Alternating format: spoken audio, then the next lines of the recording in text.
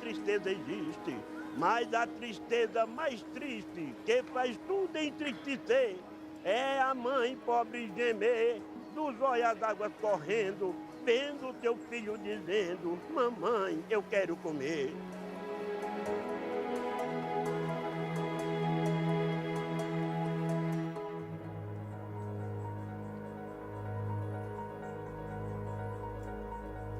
Eu não gosto nem de lembrar muito, porque eu já passei muita fome. Não foi pouco não, foi muita.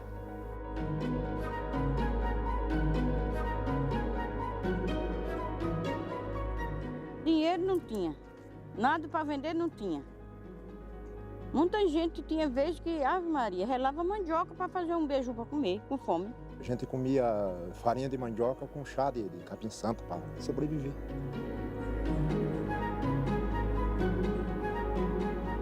Era fome mesmo, a gente chegava na sexta-feira, a gente não tinha o que comer. Carne, a gente não comia. Verdura também não. Era calango, preguiça, comia todo peixe que aparecia. Passar o dia sem comer e chegar à noite e não ter o que comer. Esse é um sentimento muito ruim.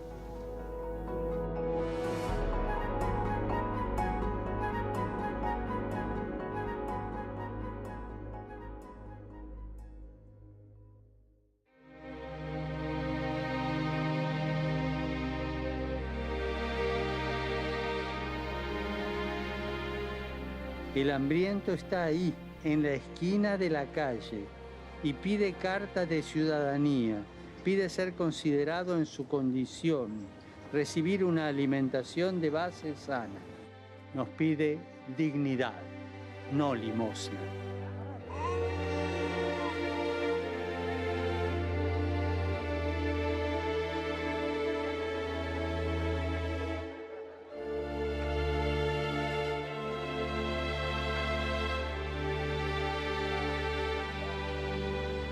$800 milhões de pessoas ainda continuam passando fome no mundo. Estão concentradas na Ásia, mais da metade delas, e na África, que é o problema maior ainda. A Europa, hoje, tem uma situação de volta da fome tradicional pela crise que está passando na Europa.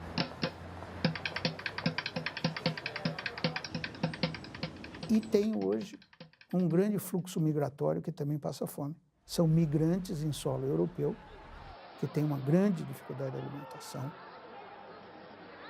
O americano, infelizmente, tem bolsões de pobreza extrema, principalmente na população negra nos estados do sul. Mas eles comem porque utilizam o selo alimentação, que o governo dá para comprar alimentos.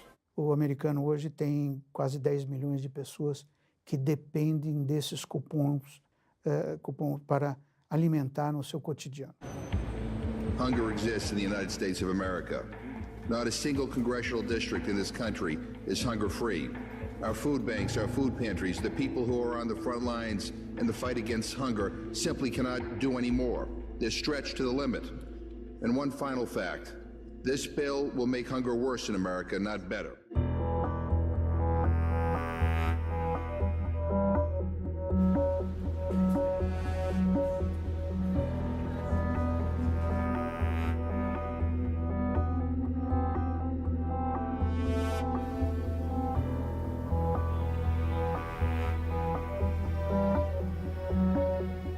A mudança climática está impactando o futuro da humanidade. Basicamente, muita seca, recurso à água está se tornando muito escasso, uma assustadora multiplicação de insetos. Em 5 anos mais, nós poderemos ter 5 vezes mais insetos do que temos hoje. Então isso é assustador, porque os insetos são um grande concorrente nosso no consumo de alimentos.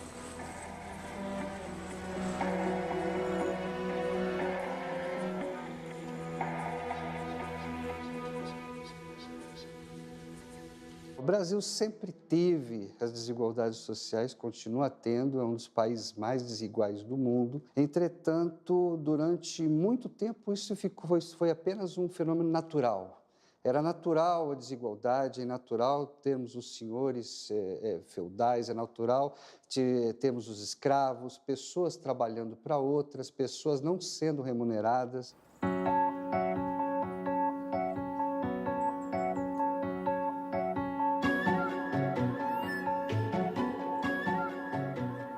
A fome está diretamente ligada com a propriedade da terra no Brasil. E a primeira lei de terras criada aqui foi criada para não deixar que os pobres e os escravos libertos da escravidão tivessem acesso à terra. O Estado é dono das terras e que para ter acesso a ela somente a partir de compra. Então, esta instituição jurídica agrária, ela vai então jogar na marginalidade todos os pobres livres. O semiárido é uma região nordestina que tem cerca de 1 milhão de quilômetros quadrados. Residem nessa região cerca de 25 milhões de pessoas aproximadamente. No exacerbado de uma seca, 10 a 12 milhões passam sede e fome.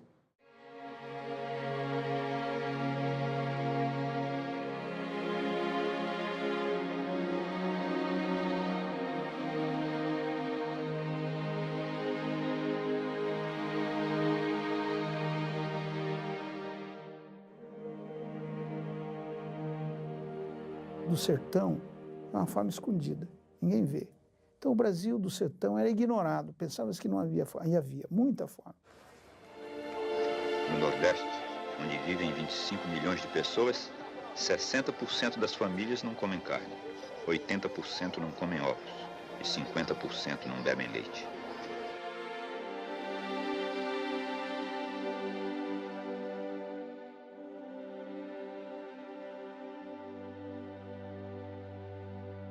O Brasil tem essa característica curiosa de ocultar. É o país mais ocultista do mundo, né? Ele oculta os seus grandes problemas, ele só gosta de exibir as suas vantagens. Então vem o Josué e diz, não, tem fome no mundo, tem fome no Brasil. Ele foi que deu à fome o estatuto político e científico, quando ele levantou essa questão.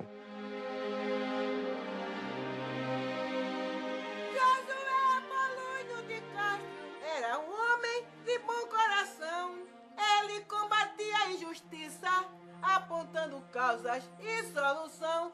José de Castro acho que é sem dúvida alguma, o pioneiro da abordagem da segurança alimentar moderna.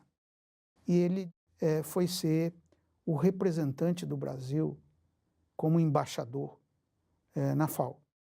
A grande proposta na época, liderada basicamente pelos Estados Unidos, era que os excedentes produzidos nos países desenvolvidos fossem doados aos países pobres para acabar com a fome.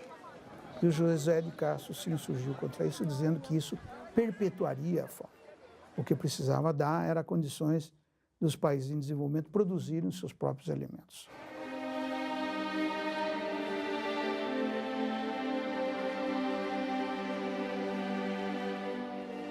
O Brasil, em 1960, ainda era um Brasil agrário. A principal reivindicação era o acesso à terra. Isso vai ganhando força até 1961, com a posse do João Goulart, que aí sim foi pela primeira vez no Brasil que um governo federal assumiu o discurso e a narrativa da reforma agrária. A reforma agrária feita em termos da reforma da nossa Constituição, indo ao encontro dos anseios da nação, vai proporcionar mais do que qualquer outra medida ou providência.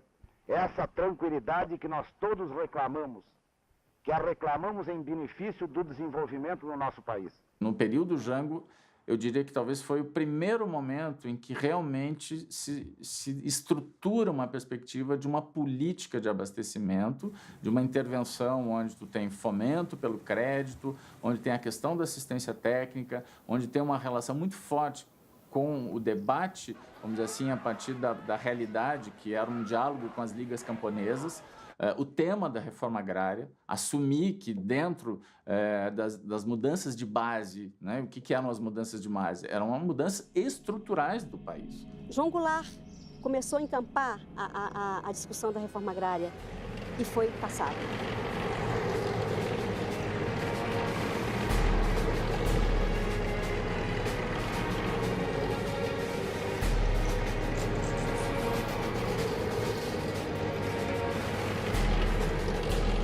O golpe militar entrou e todas aquelas lideranças, mais de 3.000, 4.000, 5.000 camponeses organizados, já existia naquela época 6 sindicatos de trabalhadores rurais, todas essas lideranças presas, torturadas, desaparecidas.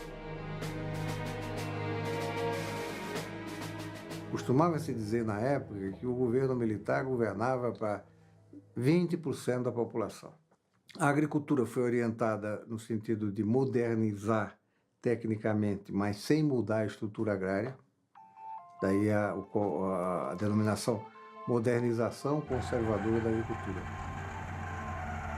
O mundo, desde os anos 60, passou por o que nós chamamos tecnicamente uma revolução verde. Aumentou-se muito a produção de alimentos graças aos avanços da genética. Então, a quantidade de alimento produzido por planta aumentou muito.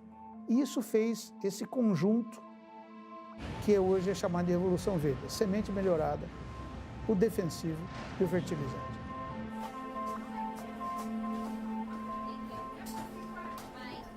A Revolução Verde foi a confirmação do modelo agroexportador implantado na colônia brasileira, que primeiro com a monocultura da cana, depois o café e assim por diante, é geração de recursos para fora, para exportação.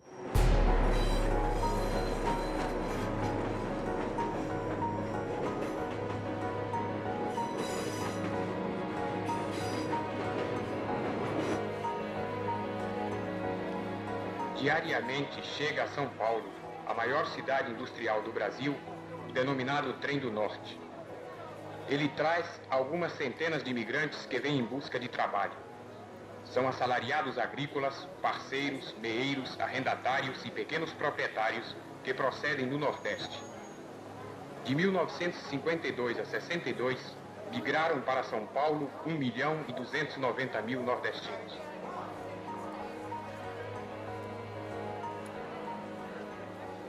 Em média, 70% deles se dirigem para o interior e constituem a mão de obra de uma agricultura de mercado. O restante localiza-se na indústria e se concentra na construção civil. Você trabalhava onde lá? Na usina Santa Terezinha. Era trabalho de quê? Trabalho de cana, né? Calpino roça de lavoura de cana. Quanto o senhor ganhava lá? Eu pegava 5,5, largava às 7, ganhava 700 cruzeiros, né? Aí o senhor resolveu vir pra cá? Aí vim vir para São Paulo ver se ganhava mais, para ver se melhorava mais de situação. Eu morava em Pernambuco. Agora eu não fiquei lá, não só foi só por causa da chuva. Foi porque eu não pude conseguir comprar um pedacinho de terra para eu morar e trabalhar. Né? Se desse para comprar terra lá, o senhor ficava? Ficava lá.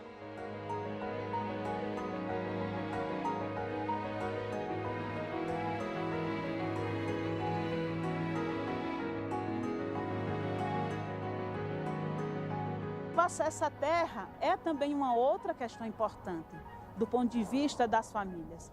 Eu sou de uma família sem terra, né? Eu nasci dos 10 anos para cá, eu me lembro de mais ou menos 3 moradores, porque meu pai trabalhou. A gente não tinha terra, a gente vivia na terra dos outros. Meu pai foi assassinado no dia 6 de outubro de 1985. O fazendeiro tinha saído com um revólver com 3 balas disparadas e dito que matou em legítima defesa. Eles foram julgados pela Justiça Federal, eles foram condenados, mas eles não foram presos. Ali a gente via que não tinha justiça para nós produtores, para nós trabalhadores rurais, sofridos. Só para recordar, o assassinato de Pedro Teixeira na Liga de Sapé, na Paraíba, em 1963. Eloy Ferreira da Silva, no norte de Minas, massacre de Eldorado de Carajás. Chico Mendes, em 1988. Roseli Nunes, no sul, e tantos outros. a gente está lutando também por eles, né? Se a gente conseguir a terra e a reforma agrária, vai ter uma mudança no nosso país, né?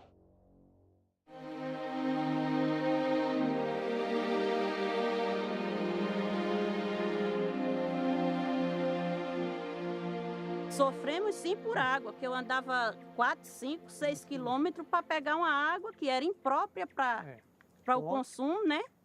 A água onde animais faziam xixi, cocô, o cavalo tomava banho, tudo, e a gente não tinha outra, tinha que usar aquela, né? A gente tem uma história de jovens e crianças que morriam pela própria qualidade da água. Não só a sede, também como a fome, né? Porque não adianta você, se você tiver o feijão e você não tem água para cozinhar, você vai cozinhar como? Né? Se você tem um arroz, mas você não tem água, então não tem nada. A água era pouca e a comida mais pouca ainda, né?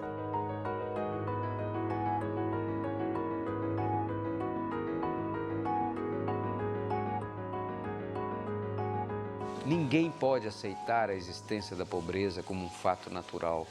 Ninguém pode aceitar a indigência como um fato natural.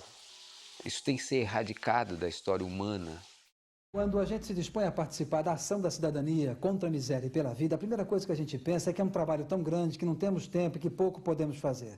Mas é fazendo pouco mesmo que milhares estão realizando muita coisa pelos 32 milhões de brasileiros que vivem na mais absoluta miséria. Betinho, quando coloca na década de 90 a questão da fome como algo que não se pode transigir, ele começa a falar de alguma maneira e de uma forma didática para os brasileiros a questão do direito à alimentação. Ele estava plantando a ideia do direito. Organizada pelo CONSEA e pela Ação da Cidadania, a primeira Conferência de Segurança Alimentar foi aberta pelo presidente Itamar Franco e contou com a participação de 2.000 representantes de governos estaduais, governos municipais e dos comitês contra a fome espalhados por todo o país, para definir uma proposta de segurança alimentar a ser apresentada ao governo federal e aos candidatos à presidência da República. O Brasil e a própria população começou a se dar conta de que não era mais concebível, não era mais permitido aceitarmos a fome como algo natural. É um fenômeno eminentemente político. Já no início dos anos 2000, surge a proposta do Fome Zero, a proposta de enfrentamento da fome novamente como uma prioridade e trazendo essa novidade para o Estado brasileiro, que não discutia mais se era papel ou não do Estado, mas assumia como um papel prioritário. Por isso, defini, entre as prioridades de meu governo, o Programa de Segurança Alimentar, que leva o nome de Fome Zero. Como disse em meu primeiro pronunciamento após a eleição, se ao final do meu mandato todos os brasileiros tiverem a possibilidade de tomar café da manhã, almoçar e jantar, terei cumprido a missão da minha vida.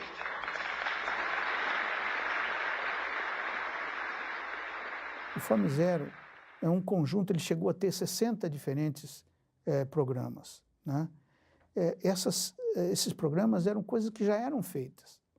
Ele botou tudo junto, de uma maneira coordenada.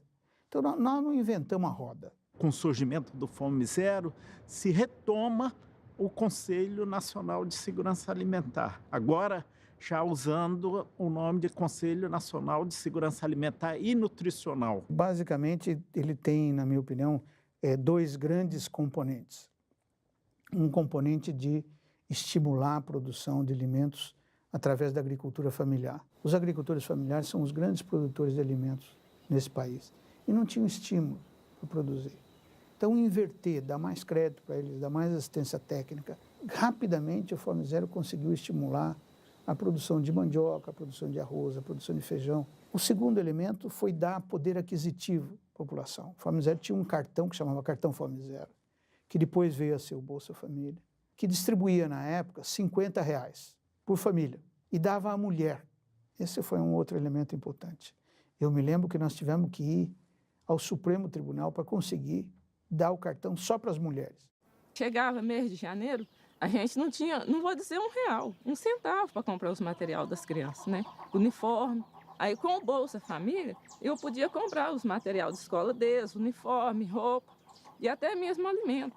Quando a nossa renda, né, começou a melhorar, aí eu devolvi o cartão para que outras famílias pudessem receber. Porque da mesma forma que me ajudou meus filhos, que eu nunca imaginava que um dia, né, eu pudesse ter um filho universitário. Nós víamos mulheres, sobretudo mulheres, que era a maioria das titulares do programa, tendo toda uma iniciativa de planejamento e organização a partir daqueles poucos recursos que recebiam, algumas tendo somente aqueles recursos para sobreviver e sobreviver com sua família, dando a absoluta prioridade à alimentação. O Bolsa Família é uma ajuda muito grande. Quando a gente vê quem tira o Bolsa Família, tem muita gente que a gente fica olhando, que sai para o supermercado e sai com as sacolinhas, tem direito de comer um pedacinho de carne. Não tinha antes do Bolsa Família. Quem era comer um pedacinho de carne? Ninguém. Você tem na sociedade brasileira algumas pessoas que se posicionam contra. Eu estava conversando com um açougueiro outro dia, né?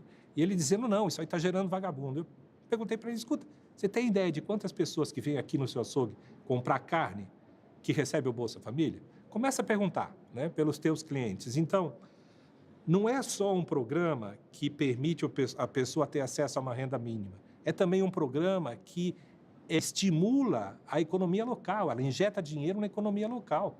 E todo o Brasil ganha com isso. Você cria um mercado de consumo. Acho que uma das grandes medidas que nós fizemos com o Fome Zero foi, basicamente, acabar com a cesta básica que se doava em toda a época de seca e fomentar a produção.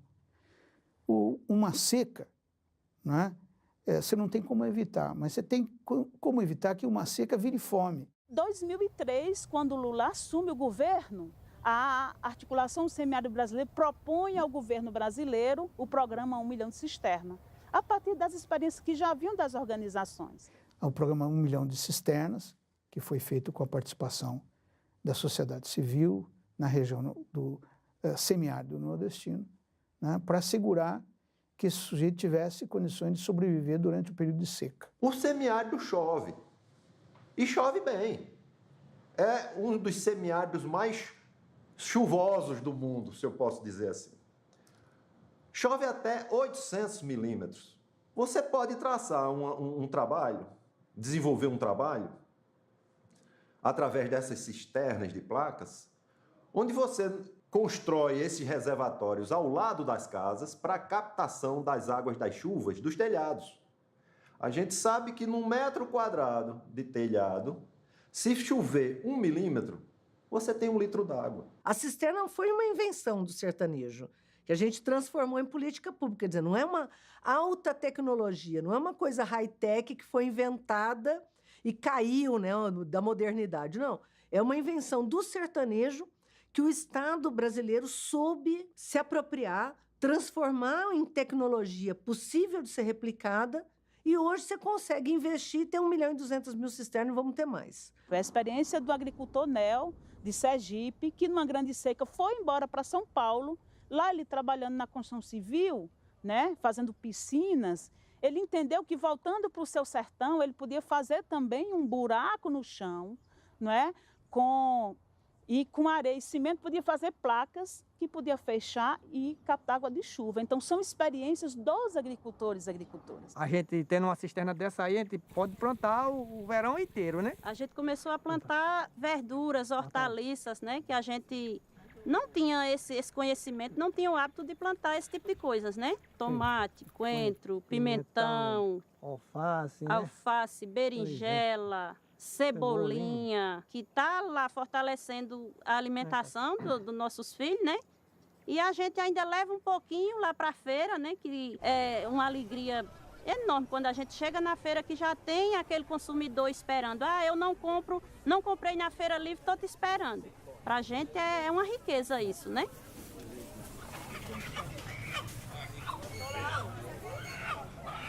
Essa ideia do programa 1 milhão de cisternas, que depois avançou para um programa que envolve uma segunda água, que é uma água para beber, que salva vidas, que melhora a qualidade de vida da população do semiárido brasileiro, a segunda água, que permite você acumular água para produzir. Quer dizer, essa combinação desses dois recursos, essas duas águas, ela pode realmente melhorar não só a qualidade de vida, mas melhorar do ponto de vista econômico, social, de inclusão, segurança alimentar de um conjunto grande de pessoas.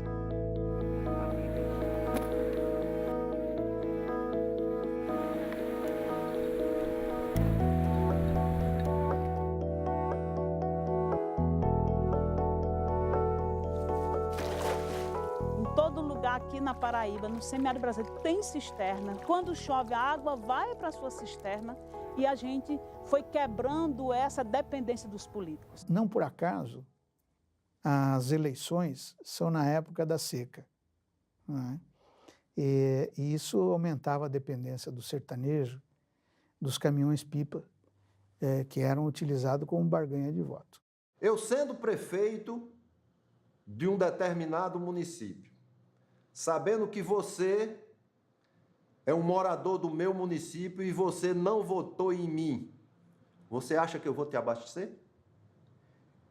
Isso acontece de monte aqui no Nordeste. Água, né? Que sempre foi uma moeda de voto para os políticos, né? Sempre compraram os pequenos agricultores, né? A partir do carro-pipa e tudo mais, ela começa a ser debatida. E os recursos hídricos foi um dos elementos que nos trouxe, né, para dizer que a gente poderia não mais ficar dependendo de carro-pipa, de prefeito, mas que a gente poderia armazenar a nossa água perto de casa. 2012 foi uma seca muito grande, mas a gente já está aprendendo a conviver com isso, né? 4 anos de seca brava no Nordeste.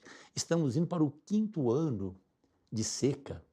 Tempo de seca cada vez maior e o tempo das águas cada vez menor. Não temos os retirantes mais, não temos os flagelados da seca, aquelas multidões nas ruas, nas estradas das cidades, saindo das suas comunidades, clamando por um prato de comida. E o que é o pós-seca, né? Porque depois que as pessoas saíram da terra, abandonaram a terra, acaba não voltando, você tem mais concentração de terra, você tem menos geração de produção de comida, né? Onde essa terra foi abandonada, mais pobreza nos centros urbanos, desagregação das famílias, uma desestruturação gigantesca no país. Eu não quero outra coisa melhor. Daqui eu não saio não. Se nós viver 100 anos daqui para frente e o senhor vir aqui fazer outra reportagem comigo, vai me encontrar nesse mesmo cantinho sentado nessa cisterna. A terra, ela é fundamental para a autonomia política das famílias agricultoras. Sem terra, sem água, sem semente, sem conhecimento, era a vida de sofrimento que muitas famílias vivenciaram no passado. Agora nós estamos também se apropriando dessa outra invenção do nordestino, que é um banco de sementes, que é uma coisa também modesta, singela, fácil de fazer, que se a gente fosse dar um nome chique, chamaríamos de banco de germoplasma. São as sementes crioulas, as sementes resistentes à seca, resistentes ao clima, que, portanto, são as melhores sementes para a gente poder produzir alimento no Nordeste. Todo ano planto consociado, milho e feijão. Minha semente é uma semente que vem desde do meu pai, do meu avô. Eu venho plantando e guardando todos os anos essa semente. Com pouca chuva, mas mesmo assim, todo ano eu faço uma colheita boa. Hoje, essas sementes comerciais, os híbridos, os transgênicos, você fica dependendo dele, de ir ao mercado comprar. Então, o agricultor não tem, como o São Paulo fala, choveu, eu tenho minha semente lá, vou plantar. E, de repente, não chove mais, ele perdeu aquele plantio. Então, ele tem que plantar de novo na próxima chuva. Isso é recorrente aqui. Então, por isso que o agricultor tem que ter seu estoque. Aqui, no caso, esse feijão preto, beirabinha, isso é um amor, isso é antigo. Isso plantavam meus avós, plantavam meus pais, hoje planta nós. Aqui temos o feijão faveta, né? O feijão faveta de cacho. A gente temos o milho jabadão, mas isso é um milho de verdadeiro, é um milho de confiança, é um milho que faz segurança alimentar e faz segurança para o nosso plantio.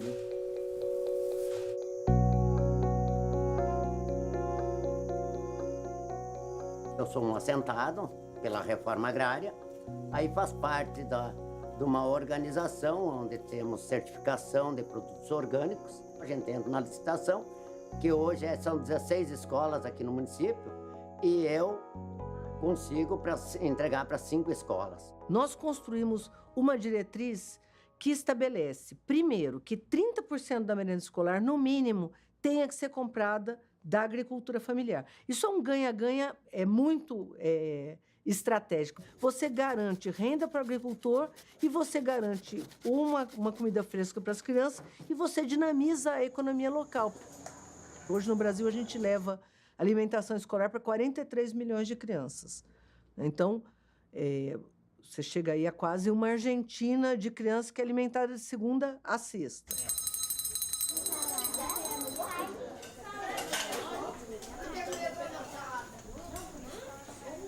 Nós vemos uma diferença bem grande, porque antes era mesmo, ou era um suco de pacotinho, ou era uma bolacha, aquilo assim mesmo para dizer que não tinha a merenda. Tudo era enlatado, tudo era formulado, e o pior disso tudo é que não respeitava os hábitos.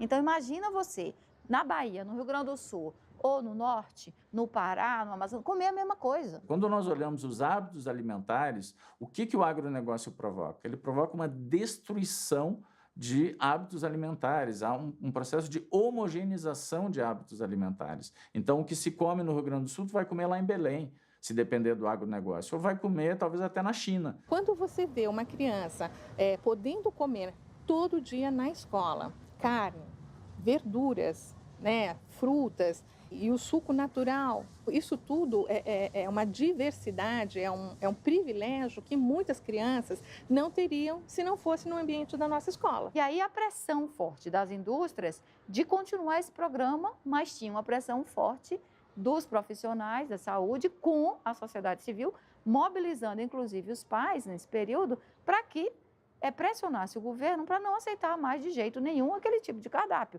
Hoje a gente consegue botar na mesa das crianças açaí, na Amazônia você consegue botar peixe. Tem lugar que hoje a gente tem agora arroz orgânico na merenda escolar. Todas as pessoas mais conscientes vão querer alimentos mais adequados, mais orgânicos, mais saudáveis. E quem vai poder entregar isso é o pequeno agricultor. Quanto mais orgânico, melhor. Tanto é que a resolução permite pagar mais para produtos orgânicos. Por quê? Para incentivar uma produção e que resulte numa comida de verdade. Porque não adianta só a gente produzir orgânico e você não conseguir vender. Né? Você tem que ter o orgânico, mas tem que ter o mercado. O Programa Nacional de Alimentação Escolar, ele é uma reserva de mercado. PA e o PNAE são duas políticas públicas do governo federal extremamente importantes para consolidar a cooperativa. Essa consciência está aumentando. E o que a gente espera é que a agricultura familiar brasileira se fortaleça, mas se fortaleça em bases agroecológicas. A gente tem uma área mais ou menos de 8 mil hectares, né, uma região muito rica. Então aqui nós tentamos fazer com que a biodiversidade ela se conecte.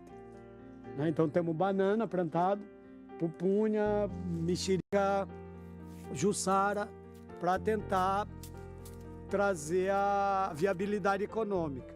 E aí a gente deixa as outras árvores, tudo crescer dentro do sistema também. A biodiversidade ela vai diminuindo a incidência de doença, melhorando a nossa produtividade. O Brasil tem mais de 4 milhões de famílias que são consideradas pequenos agricultores familiares, que vivem da sua produção, que produzem, têm hoje condições de estar desenvolvendo e estar vendendo essa produção e se organizando em cooperativas para poder processar aqueles alimentos e não perder os alimentos que são produzidos.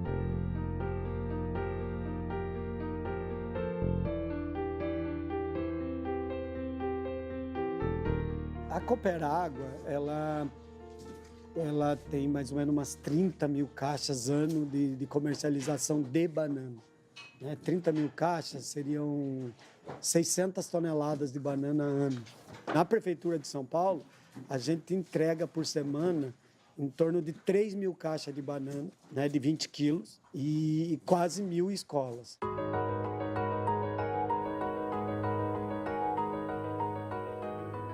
Nós fomos um assentamento pioneiro na questão da produção de arroz orgânico. Junto com isso, surgiu o Grupo Gestor do Arroz, que conta com aproximadamente 420 famílias, produz mais ou menos 400 mil sacos de arroz orgânico em todo o Rio Grande do Sul.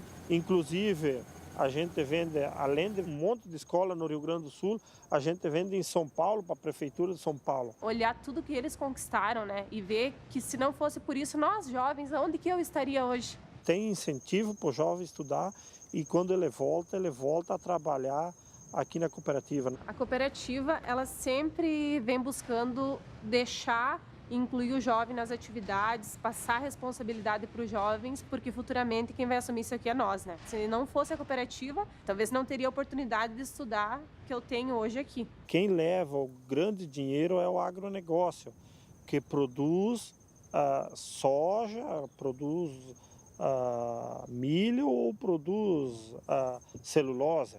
Nós temos que se contentar com um pequeno número de recursos e ainda somos que mais produz alimento, né?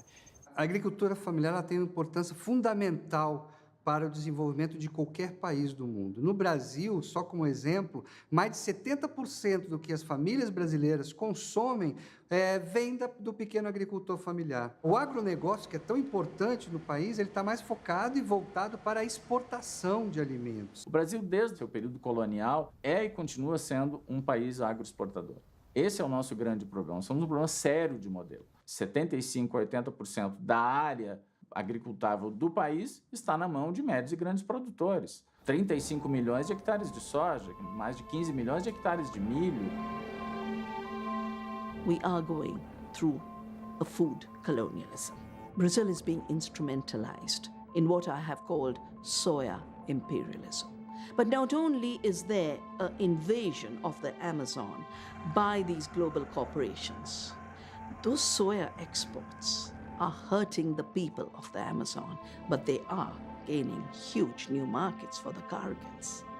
This is not of benefit to Brazil.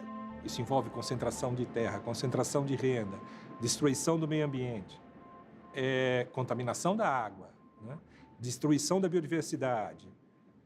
Nós estamos pagando um preço muito alto, né, para ter essa quantidade de soja e de biocombustíveis que nós estamos vendendo para o mundo. Não, nós somos o maior consumidor de agrotóxico do mundo, né? Uma das empresas que mais tem interesse nisso é a Monsanto, que é quem domina todo o mercado de transgênicos, das sementes transgênicas, ou seja, é uma questão de modelo, é uma questão de concepção. É urgente a discussão sobre o programa de agrotóxicos.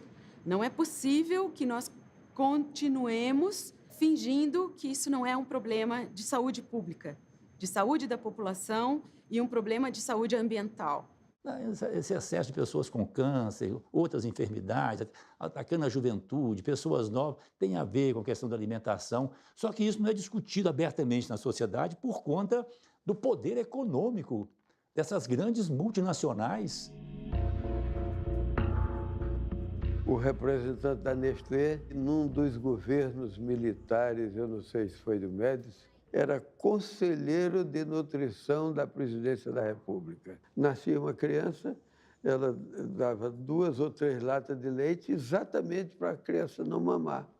Passava uma semana, um mês sem mamar e pronto. E aí se tornava um cliente da indústria.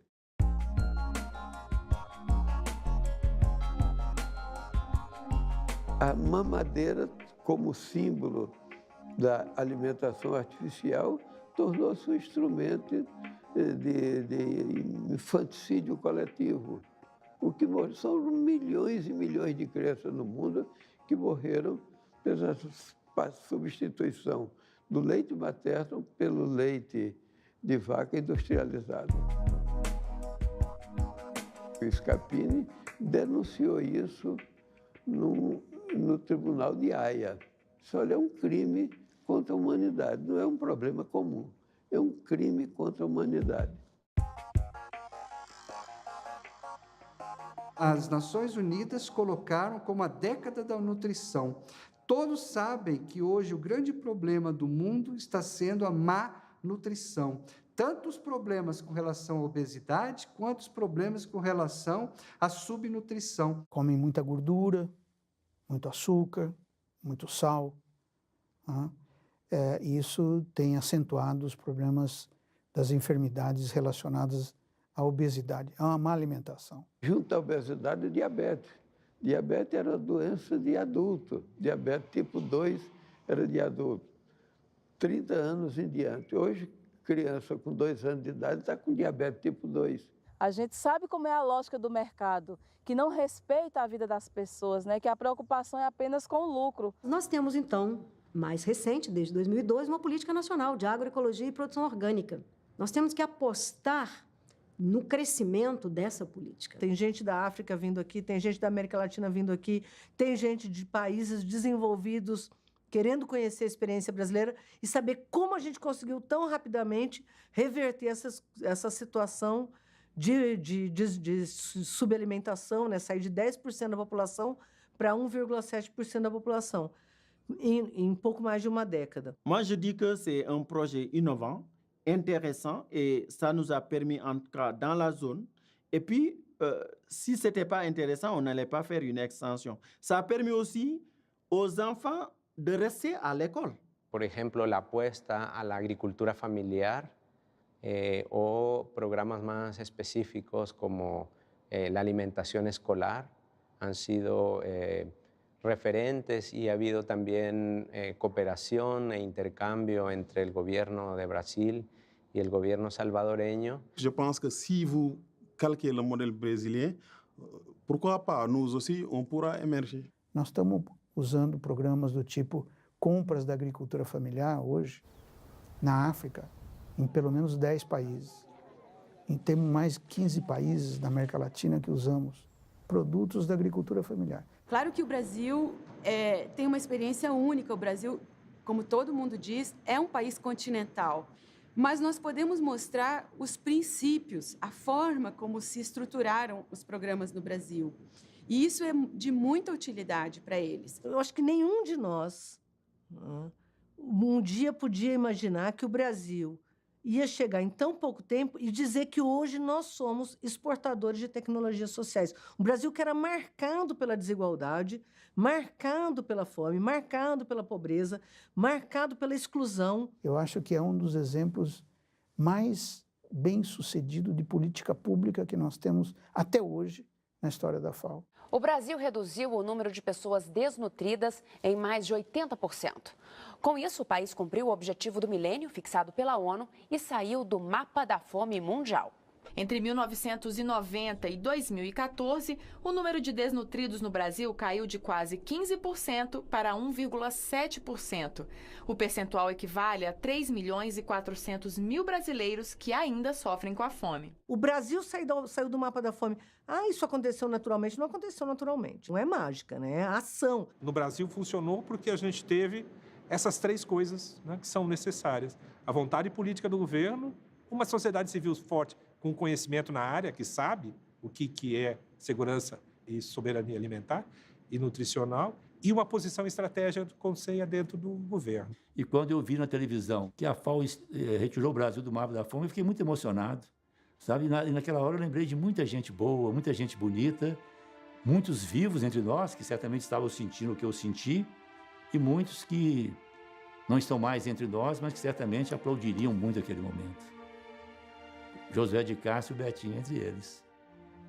E o Brasil conquistou, depois de muita luta, não foi fácil, depois de muito debate, a questão do direito humano à alimentação na Constituição brasileira. Que foi a emenda constitucional que colocou no artigo 6º da Constituição, entre os direitos sociais fundamentais, a alimentação. Todo brasileiro tem assegurado esse direito à alimentação saudável.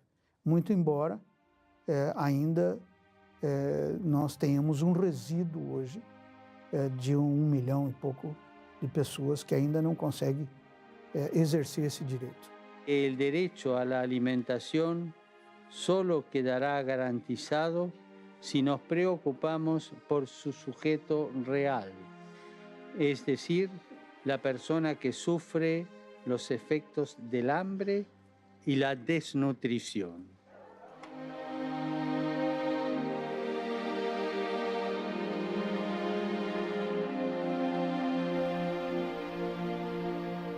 O Brasil é um país que está crescendo muito, o Brasil é um país que está crescendo na população também. Nós temos que ter condições de alimentar essas pessoas e eu tenho certeza que quem vai poder alimentar essas pessoas é a agricultura familiar e camponesa. Se ela tiver os estímulos, a garantia, a certeza de que ela tem mercado, de que ela pode competir. Para você conseguir reverter um quadro no tempo curto que a gente vive, você tem que ter programas que tenham impacto. Nossos números são...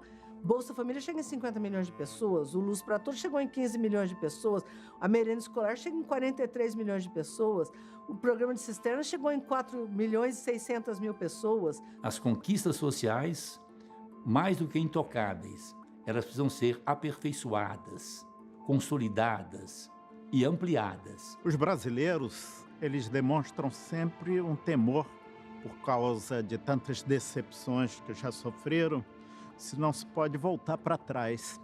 Se as políticas que hoje garantem melhores condições de vida, que garantem, inclusive, em alguma medida, o direito à alimentação, não podem ser retrocedidas. O grande risco é uma desconstrução efetiva da CLT, perdas de direitos em relação a programas sociais de transferência de renda, programas como alimentação escolar, sobretudo a inclusão, por exemplo, da agricultura familiar, caem no vazio. É só não alocar recursos, assim como nos outros programas. Billions of human beings are living in poverty, in misery in the world.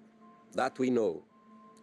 But it's very important to stress that this misery is a human production.